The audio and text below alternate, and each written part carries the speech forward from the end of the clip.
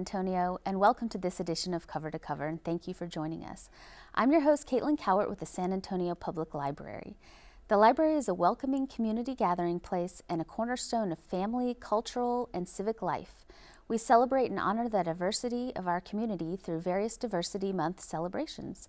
During the month of November, the library celebrates Native American Heritage Month.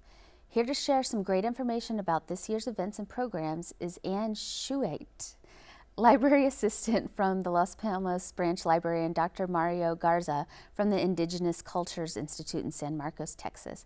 Ann and Dr. Garza, welcome to Cover Cover. And Ann, tell me your last name again, because I don't think I pronounced that correctly. Nobody gets it right. So it's Shuate. All right. Okay, thank you so much.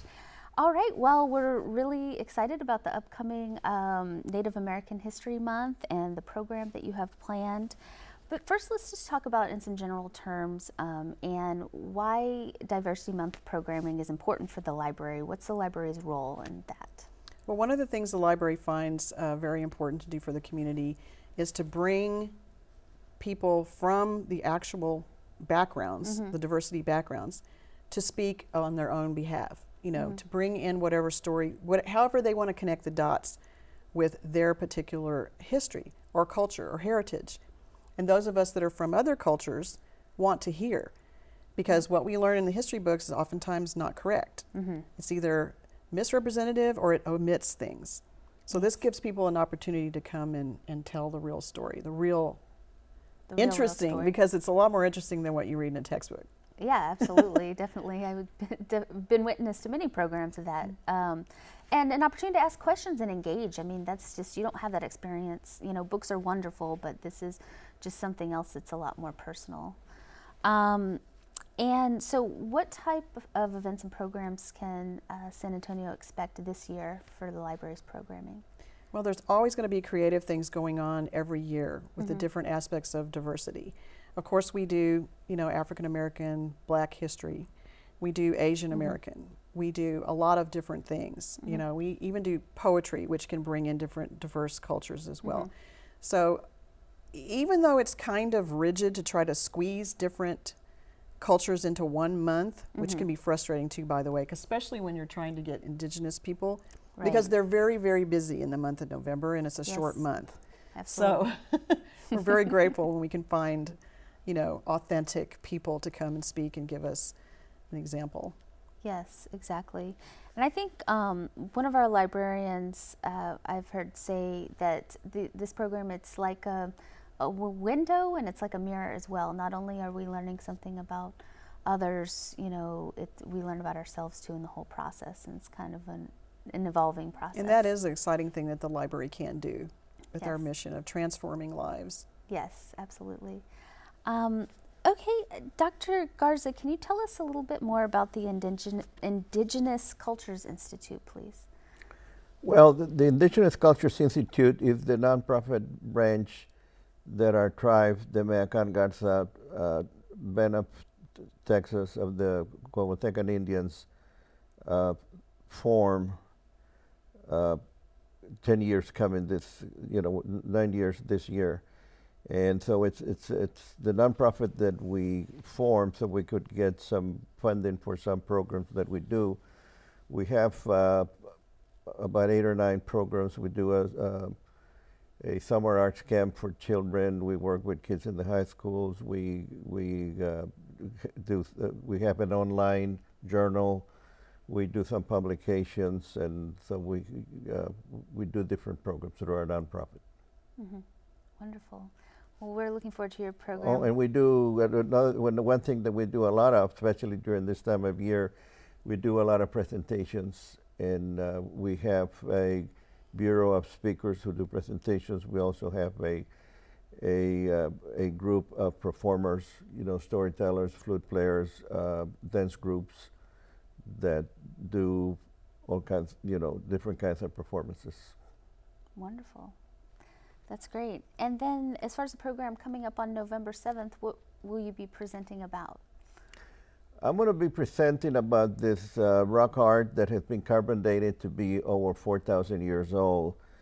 And when we started looking at it, we started noticing that it had a lot of the elements of our creation story that we have been hearing for hundreds of years. And then we also noted that it has all the instructions of our all-night peyote ceremony that eventually became the Native American church ceremony. So I'm going to be presenting on that. I'm going to be doing a PowerPoint, and I'm going to show the different elements of our creation story, how we were created in the underworld, and we followed the deer, and we came out at the sacred springs. And I'm going to show a photograph that was taken, an aerial photograph, and I'm going to superimpose it on the drawing of the White Shaman panel to show how our four sacred springs, the one in Austin, the one in San Marcos, the one in New Braunfels, and the one in San Antonio correspond exactly to the ones on the panel, and how it shows that we are coming out to this panel, to this world, at the one at the sacred springs. And that is why we call it the sacred springs, because it's out of all the sacred sites that we have, we consider that to be the most sacred of our sacred sites, because that's our creation site. Yeah. Wow, that's really powerful. And were you saying that you just had an important gathering at the Sacred Springs recently? We just we do an annual powwow, and we had the what we call the Sacred Springs powwow this last Saturday. We had it at the Sacred Springs, and we feel that it was the best one we had so far, because we had the most dancers than before. We had more arts and craft vendors. We had some food vendors, and we added a cultural tent where we have storytellers, flute players, and the children from our summer camp perform. And every year we have a children's tent where we teach the kids how to do some native activities and crafts, to let them have more experience about their culture as they start feeling better about the culture. Because in the school system, we're not like and mentioned before, we're not given enough information or real true information. So a lot of kids don't feel good about being indigenous. And one of the presentations, actually it's a series of 3 presentations. It's one presentation, but I do it in 3 sections, because it's a lot of information, is to show the indigeneity of the people that are now called Hispanic or Latinos or Mexican Americans, how we are indigenous, and how the Spaniards, when they colonized us, they made us believe that we were Hispanic or descendants of Spain, but actually we're not. We're indigenous. And they use 2 systems to do that. The mission system is one of them, which is very prevalent here in San Antonio because of the missions here, and so that was one of the systems. The other system was the encomendada system, which was very similar to the plantation system that they had, in the South, the slave system. And that's another thing that a lot of the history books don't say, was that we were also made slaves. And that's when they took away our language and gave us Spanish last names. So a lot of people say, I have to be Hispanic because I have a Spanish last name and I speak Spanish. But like I joke around, even our dogs bark in Spanish. And I make the analogy, that the African Americans, they have a white name because they took away their names, and they gave him the name of the slave master, and they taught him the language of the slave master. And that's what they did to the indigenous people here in Texas. And so the majority of the people that consider themselves Hispanics are in reality indigenous people. Wow, I didn't know that, so I've learned Well, something here today. Well, that's one of a lot of people don't know that, and that's one of the things that we're trying to educate people about. Yeah. And through your educational efforts, what if you could identify or put your finger on like 1 or 2 things that you want people to know about indigenous people and the spirit of, what would that be? Well, You only told me two. Okay, so I'll try to do Well, only two. One of them is that the indigenous peoples were very advanced in all the sciences when the Europeans started coming over. When they came over, especially the Spaniards into Central and South America, we were practicing brain surgery. We're doing organ transplants. We were doing anesthesia, which if you have surgery, I mean, the advantage of the anesthesia. Yes, that's important. That's very important. And we had, in all the books you're going to read about indigenous people, is that we did not have a written language, which is not true. We had libraries, we had universities, and the Europeans, especially the Spaniards, destroyed all of that. And so that's one important thing. So there's a lot of things that we need to be proud of. And another thing is, especially for the so-called Hispanics, Latinos, is that we're indigenous and we need to become aware of our indigeneity, and we need to embrace it and be proud of it. Two things. You gave me two things. I gave you two things. Well, thank you very much, and we'll learn more about this at the program coming up in November 7th. So yeah, Anne, thank you so much for being here. Dr. Garza, thank you for being here. We look forward to the next month of learning and at the library. And that's what we're all about, as Anne said, information, imagination, and ideas. Well, thanks for having us here. Thank you. Thank you. And now it's time for a short break, but when we come back, Vicki Ash, Director of Children's Services, is here to share information about the upcoming Young Pegasus Poetry Competition. Stay tuned.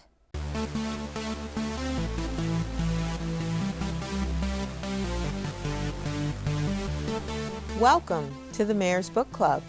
I invite all San Antonians to engage in discussion, participate in exciting events, and to share a love of reading with each other.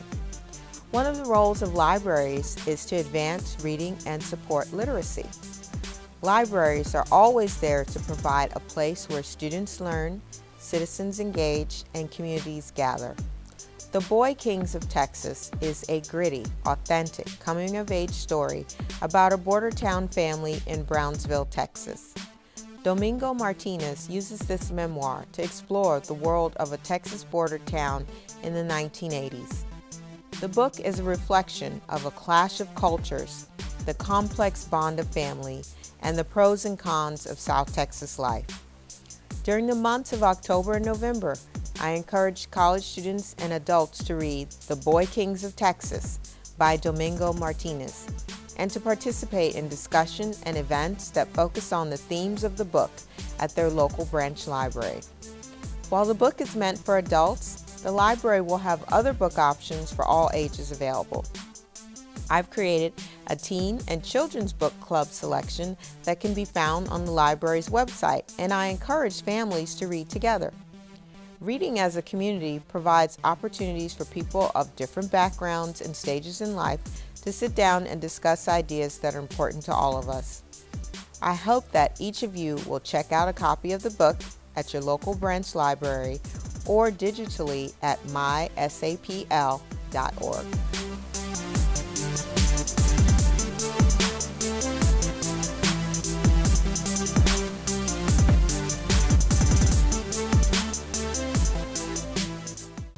Welcome to this edition of A Minute with Mike, and thank you for joining us. I'm your host, Councilman Mike Gallagher, representing District 10.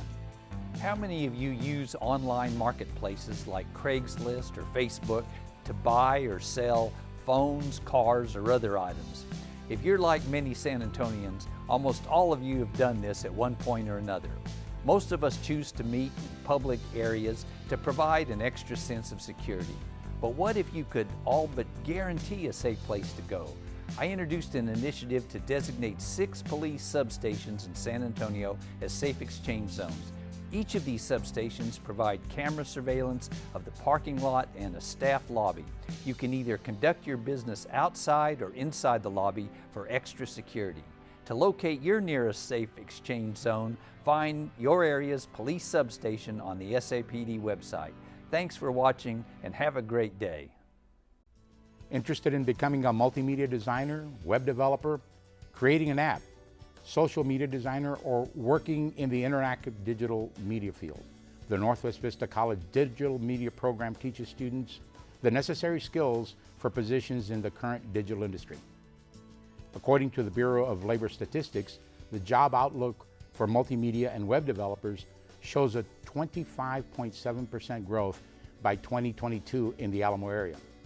To learn more about the program, contact the program coordinator, Vivian Marino, at the information provided on the screen.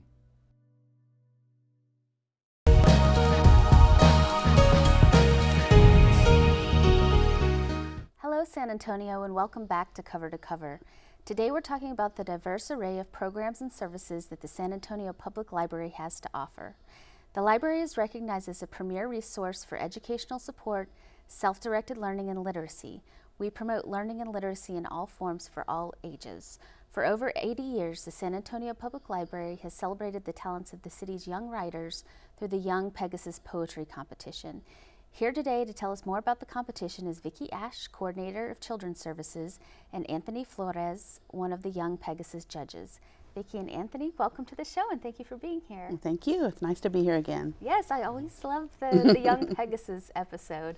So tell us a little bit about the history of Well, the first year that the library sponsored the Young Pegasus Poetry Competition and published an anthology was 1927. So actually, I believe this year is the 90th edition of the anthology. Now there is some question. There's one year where we don't seem to have a record of the anthology itself, but that was during the war, and we think there was a paper shortage that year. So there was an anthology, but there wasn't massive publication like we do now. So anyway, we certainly over the course of all these years have been really honored to show the city the work of the children, and actually it's not just children, it's all the way up through high school. Yes. But and we've had quite a number of really very successful poets who've started at perhaps in Young Pegasus but moved forward. The whole event was established by one of our first children's librarians.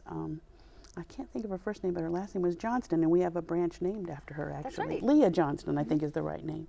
And it was really a way to celebrate National Children's Book Week, which is an annual event that libraries and bookstores all over the country celebrate. But I think Young Pegasus has sort of become a larger event, at least in our eyes, than National Children's Book Week. Yes, I definitely think so, and it draws quite a crowd as far Yes, as... last year we had, well actually for the last several years, we've had just over 2,000 poems submitted by the students, and we don't have a set number of poems that we actually publish. The judges are free to move forward any poem that they think is worthy of publication. So it usually varies between about 50 and 80, just depends a little bit. And the deadlines for submission is December 15th. Yes, that's correct? right. We begin taking submissions on the 15th of September, and we take them through the 15th of December. I will say that most of the poems come in during the last month, and we're happy, very happy when the children actually work on them for a little while. Yes.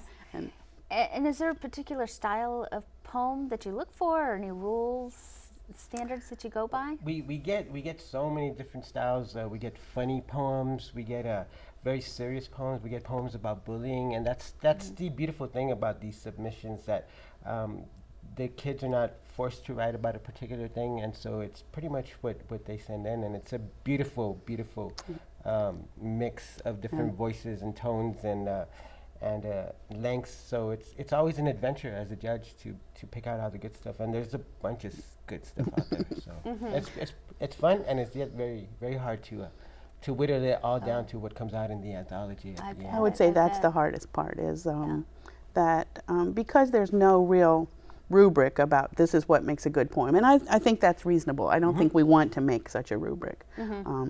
The variety of poems is great, and the responses that the judges have to them is great. We have a good time reading them. Through them. Yes, and probably a lot of discussion. Yes. There's quite a bunch of heated discussion, especially when a particular judge is very fond of a poem or really believes that it is a great piece and everybody else disagrees. So there will be a little bit of discussion about that, and it might have to be put off to a later meeting to further that discussion. But It's great when a piece makes us do that and creates that kind of conversation among 7 judges that come from different backgrounds. Yeah, yeah. And let me ask you this, Anthony. Why is poetry important in our society? Oh, poetry is the best human conversation that we can have with each other. It was a very influential to me early on in my life, and it's been there. It's opened so many doors for me, and I think especially working with the youth now and giving back to that is just continuing a great legacy that I just happened to fit into early on in my life. And like I said, people have been trying to define poetry for so many different years. Everybody has so many academic and non-academic and traditional, non-traditional definitions. But bottom line, it's basically the best human conversation that we can have with each other. Our highest form of verbal art to express ourselves with. Self-expression. Yeah. Yes, exactly. And there are poetry classes, and you can learn about poetry at the library at Yes, various opportunities. we do throughout the have year. some poetry workshops periodically, but we depend a lot upon the schools for their encouragement of the young writers, and we've been very successful in that. We do have some schools that invariably submit a lot of poems, and then we always are looking for schools that we haven't heard from. We try to make it a point to purposefully invite them to join, Oh, good. Yes. to join in the effort. Yeah, and it seems like it's growing and growing every year. So. Well, it's one of those things where we like it to grow, but we don't want it to get too big. Right. Yes, exactly. We'll be sitting around a judge's table for 3 months. Yes, it's a bittersweet thing. Yes, that's right. As we grow. The way that the timeline actually works is we accept poems essentially in the fall, and then there's a little bit of a time period where I have to get things organized for the judges. And then usually it takes about 6 weeks for them to really complete all of their work. And then there's the actual getting permission from all the poets and their parents. We have to have release forms from all of them. That takes another month. And then there's the actual production, which, as you know, takes a little while in and of itself. So that we're really ready to celebrate the poets early in May. Yes. So it really takes the whole school year for the process to work all the way through. And as soon as it's over, we start advertising for the next year. There you go. Yes. But we're actually already beginning to prepare for the 100th anniversary. We're currently working on a database of all the poets who've ever been in Young Pegasus so that we can, so far we're not working on actually inputting all the poems. Yes. That might be something to do later, or maybe just scan them all in. Yeah. But it would be so nice if we were able to have an online resource of all of those poems for so Absolutely. many years. We do periodically have a call from someone who says, you know, my grandmother said she was in the poetry anthology back in 1935. Is there any way I can get a copy?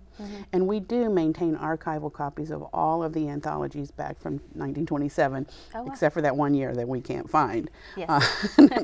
And sometimes we do have a copy that they can actually have the book. Sometimes we don't, and then we just make a photocopy and send to them. But it's always pretty heartwarming when somebody's remembers it from their own childhood and wants to have that memory for their family. Absolutely. Yeah. I know that was the case with me.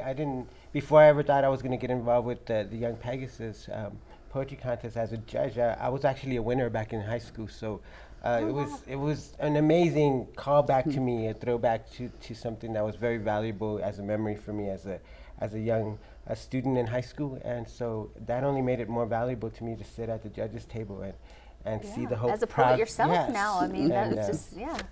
So Well- I'm there. I'm a Young Pegasus poetry kid. All right. Yeah. That's wonderful. So we have about 4 minutes left, Oh. and I was wondering, Anthony or Vicki, wanna would read you one? like to? Yeah. Some of my favorite, I think Vicky's favorite too, are the lighter, funnier, jokier, very entertaining pieces. So I'm gonna, and also some of my favorites are by the younger kids. So I'm gonna read a little piece called "The Animal in Me" by Owen Bibarda, who's age 7. Okay. This is "The Animal in Me." There is a bald eagle in me with sharp talons like daggers and eyesight like just cleaned binoculars. Its call is like a sharp sword in your ear. It flies like the winds in a Category 4 hurricane. It lives in my veins and makes me feel fierce. All right. And this is a 7-year-old kid. That's a you know. 7-year-old. It's amazing. Yeah. It's amazing. And one thing that people always ask me is they turn in their poems and then when they proofread at the end they say, oh no, I'm 9 now. But no, we put the age of the child at the time they submitted their poem. So there's always a record of when they when they submitted it. Single digit years a lot, Yeah. a lot happens. You know, it's important. That's right. And how about another one? We have a little bit more time. You have one picked out? Yeah, I have Okay, another one. good. All right. All right. Oh, and this one's perfect because it's coming up. Oh yeah, Halloween's coming up. All I right. like this piece because the writer is playfully commenting, mischievously commenting on the commercialization of Halloween, and that's one of the coolest things about these kids. They're really thinking on deep levels very often, and it's not really kids' poetry. Some of them are. They're serious writers. This is Plastic Halloween by Marie Cuomo. Sitting in the pumpkin patch in the dying light, simulated autumn leaves false and neon bright. It's all about the candy, all about the fear, better costume, better look, growing worse each year. Dust is flying through the air. Children run and scream in this chatter, in this cash, plastic Halloween.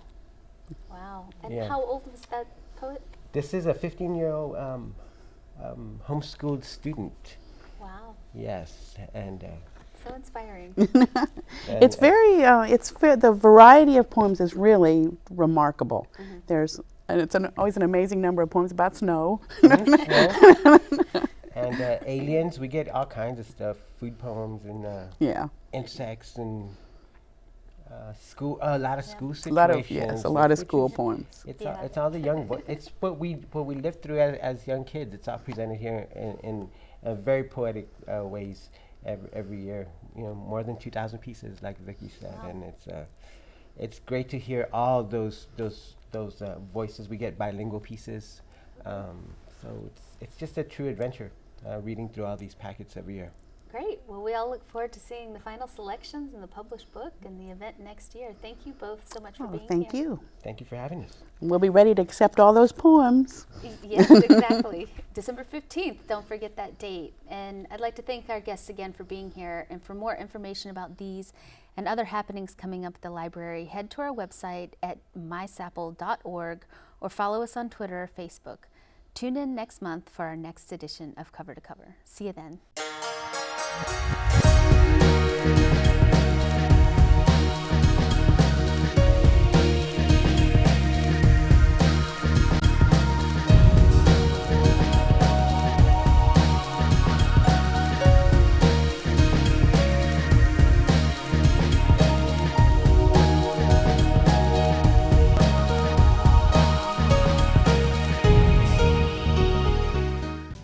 Welcome to this edition of A Minute with Mike, and thank you for joining us.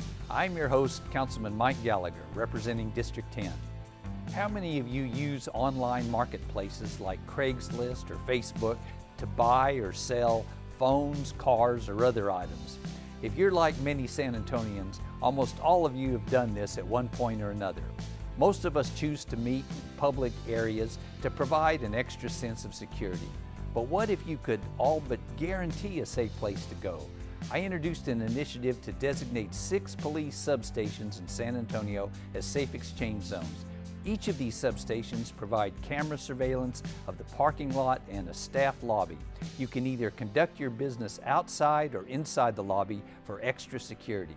To locate your nearest safe exchange zone, find your area's police substation on the SAPD website. Thanks for watching and have a great day.